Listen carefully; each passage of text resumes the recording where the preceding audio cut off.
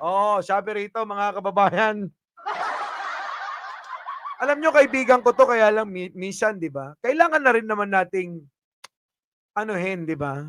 Kailangan natin bigyan din ng opinyon at pansinin yung mga sinasabi. Alam nyo naman tayo, 'di ba, kailangan nating ipagtanggol si Pangulong Bongbong Marcos at ang unang pamilya dahil sa mga paninira nila. Oo, eto na nga sabi ni Maring Sas Rogando.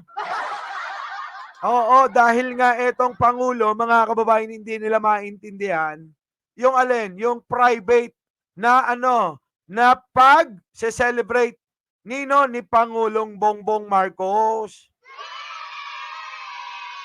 Hindi yata nila alam na kailangan din ng seguridad na ma-secure ang kaligtasan ni Pangulo. 'Di ba?